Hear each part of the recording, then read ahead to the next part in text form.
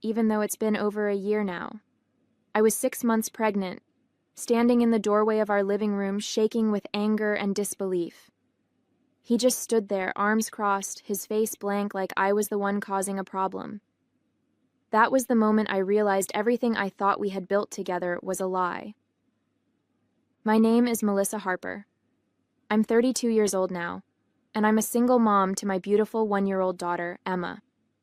Life looks nothing like I thought it would, but in some ways it's better. A little over a year ago, I was blindsided by betrayal that turned my world upside down, leaving me to figure out how to move forward while preparing to welcome my little girl into the world. In those early weeks after John left, I felt like I was drowning. Every time I closed my eyes, I saw his face, heard his voice saying those awful things. "I'm not attracted to you anymore, Melissa. Look at you. You've let yourself go." Those words echoed in my mind, cutting deeper every time I thought of them. And Julia, my so-called best friend? She didn't even have the guts to look me in the eye. I never confronted her. I didn't see the point. I just cut her out of my life like she never existed.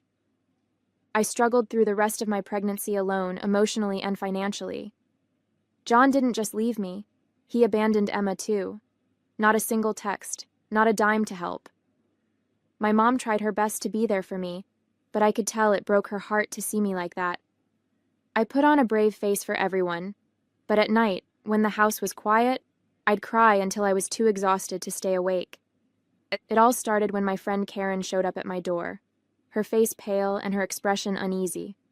I could tell something was wrong the second I saw her. "Melissa, I need to talk to you," she said as she stepped inside. She hesitated for a moment, like she was trying to find the right words. "I saw John today, with Julia. They were coming out of a hotel together. I didn't want to believe it, but they kissed. Right there in the hallway." I felt my stomach drop. For a moment, I couldn't process what she was saying. John, my husband, and Julia, my best friend?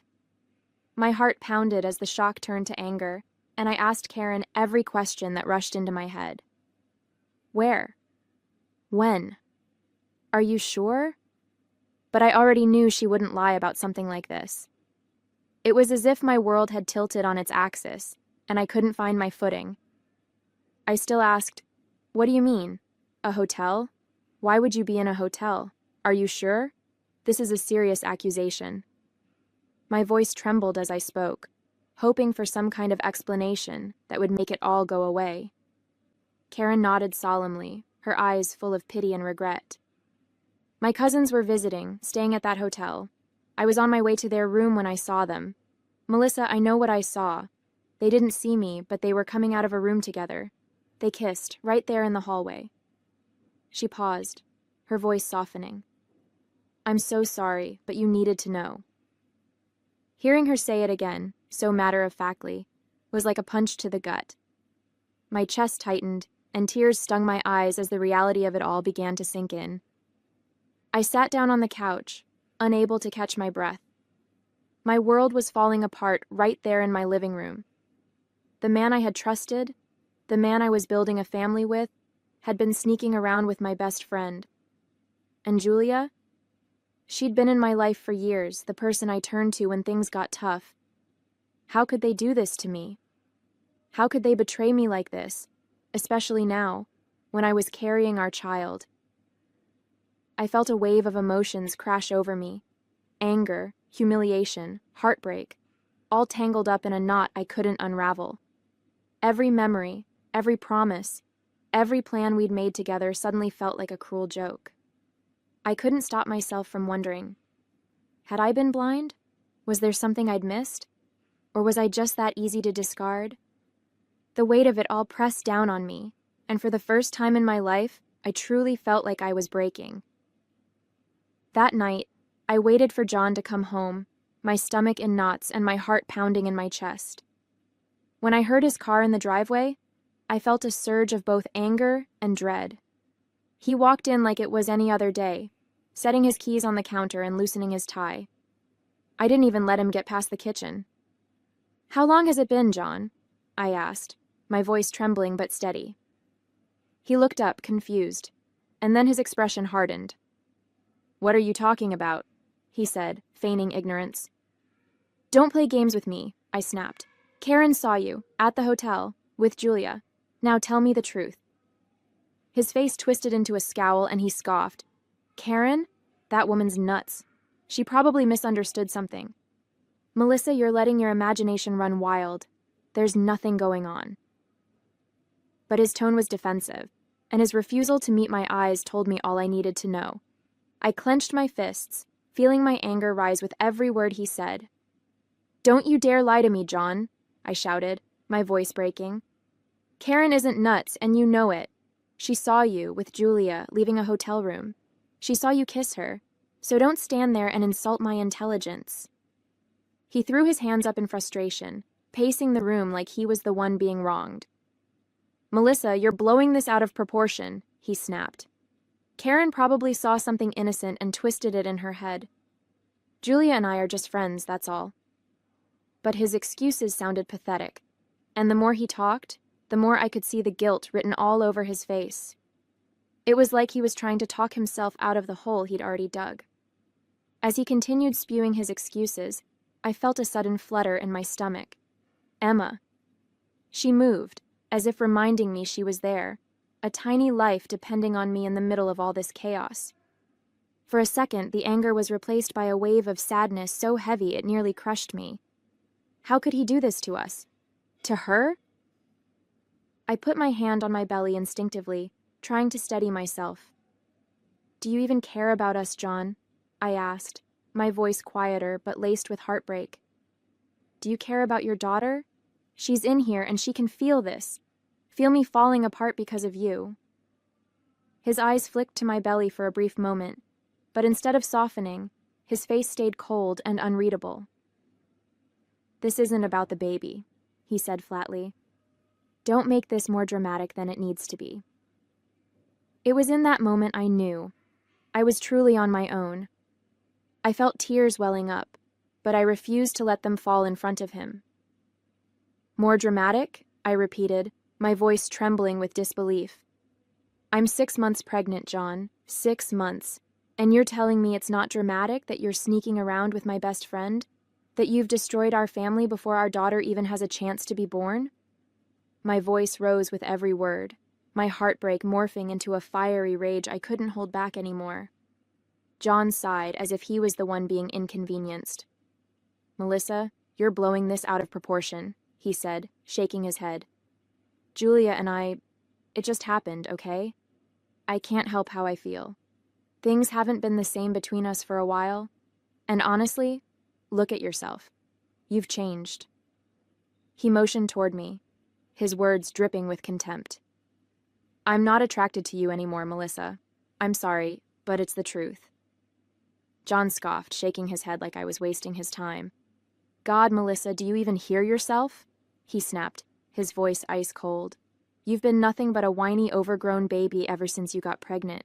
Every day it's something. Your back hurts, your feet are swollen, you're tired. I get it, you're pregnant, but you act like you're the first woman in the world to have a kid. It's pathetic." He looked me up and down, his expression twisting into disgust. "And don't even get me started on how you look," he said, his voice dropping to a cruel sneer. "You're massive. Honestly, Melissa, you're starting to look like a damn elephant waddling around here. It's embarrassing. You don't even try to look decent anymore. It's just sweatpants and your greasy hair tied up in that ugly bun. Julia? She's gorgeous. She actually takes care of herself and she's fun to be around. You're just a moody, needy mess, and I'm tired of pretending otherwise." He stared at me, his words hanging in the air like poison, and I felt my entire body go numb. I stood there, frozen, unable to find the words. How could he be so cruel? I had braced myself for denial, for excuses, but not for this. The man who had once promised to love me, who I thought was my partner, was standing in front of me, tearing me apart piece by piece. It wasn't enough that he had betrayed me, that he had thrown away our marriage and our family for my best friend. Now he was humiliating me, stripping away every last bit of dignity I had left. My throat tightened, and I felt the sting of tears in my eyes, but I refused to cry in front of him. I didn't want to give him the satisfaction. "You don't even care," I managed to choke out, my voice barely a whisper. "Not about me, not about Emma, not about anything we built together." He just shrugged, his expression cold and indifferent. "I've moved on, Melissa," he said flatly. "Maybe you should too." His words hit me like a slap, and I realized in that moment that the man I once loved didn't exist anymore. The next day, I packed whatever I could fit into a few suitcases and left. I couldn't stay in that house, surrounded by memories of a life that no longer existed. Every corner reminded me of him, of us, and it felt like the walls were closing in on me. My mom had offered weeks ago for me to stay with her if I needed support during the pregnancy, and now I had no choice but to take her up on it. When I arrived at her house, she was waiting at the door, her arms open and her face full of worry. "Oh, sweetheart," she said softly, pulling me into a hug. The moment I felt her embrace, I broke down, sobbing into her shoulder like a child. It was the first time I had let myself cry since Karen told me the truth. "It's going to be okay, Melissa," she whispered, holding me tightly. "You and Emma are going to be okay. I'm here, and we'll get through this together." For the first time in what felt like forever, I felt safe. Broken, but safe. The days at my mom's house were quieter, but not easier. She did her best to cheer me up, cooking my favorite meals, sitting with me in the evenings, talking about everything but John. But the silence was deafening when she wasn't around. I spent hours staring at the nursery items I had brought with me, folding and refolding Emma's tiny clothes, wondering how I was going to do this alone.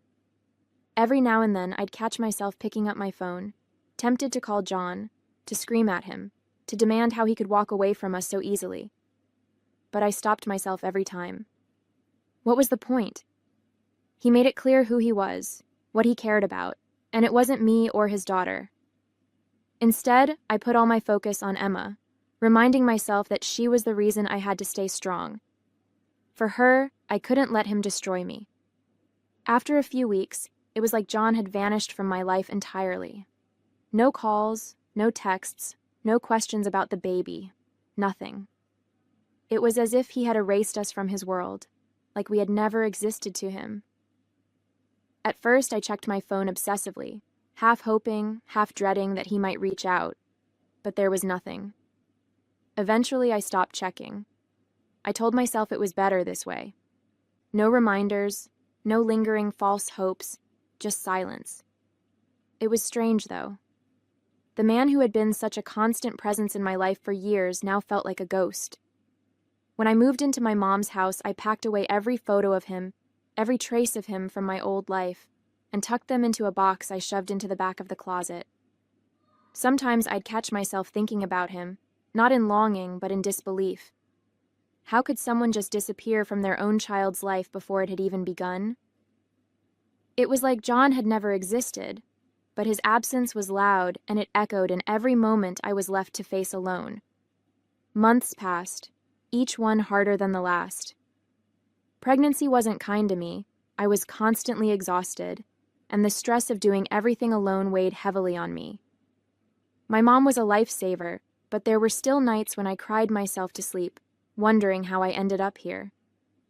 The idea of bringing Emma into the world without her father, without the life I had envisioned for her, filled me with guilt. But every time I felt her move, it reminded me that she was my reason to keep going. She was the only good thing to come out of this mess. When Emma finally arrived, she was perfect. I'll never forget the moment I held her for the first time. Her tiny fingers wrapped around mine, and I felt this overwhelming wave of love wash over me. For the first time in months, I didn't feel broken. I felt whole. It didn't matter that John wasn't there. It didn't matter that he had chosen to walk away. In that moment, all that mattered was Emma, and she was mine. My beautiful, precious little girl. She was worth every tear, every sleepless night, every bit of pain. The first few weeks with Emma were a whirlwind. Between the late-night feedings and figuring out how to be a mom, I barely had time to think about anything else. She had the most beautiful eyes, big and bright, full of wonder, and when she looked at me, it felt like everything was going to be okay. My mom helped a lot, but I made sure to do as much as I could on my own. I wanted to prove to myself, and maybe even to John, though he was long gone, that I could do this without him. Still, there were moments when the loneliness crept in.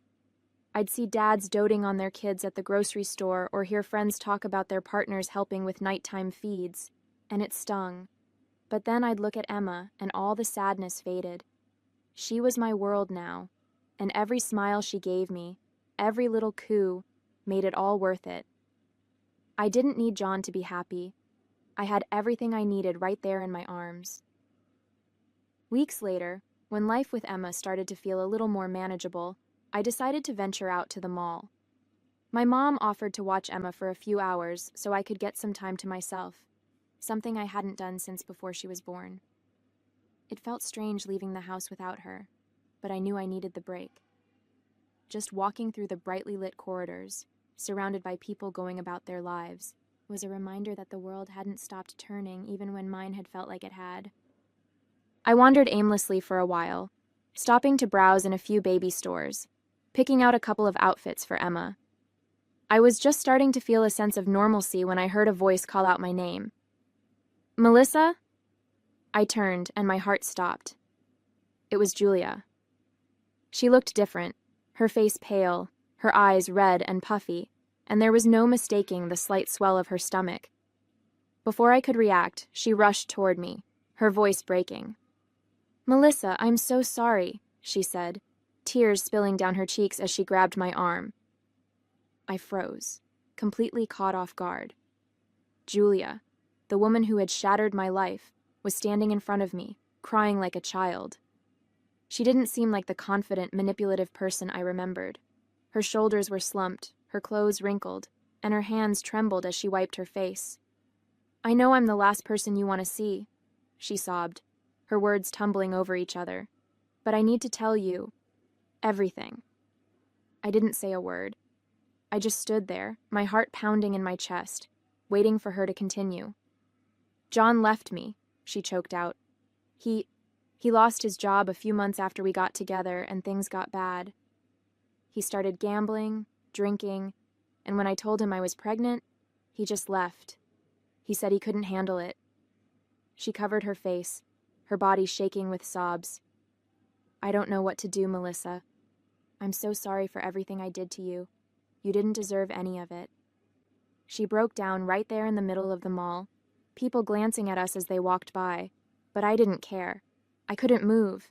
I just stared at her, a wave of mixed emotions flooding through me. Julia kept sobbing, her voice breaking as she pleaded with me.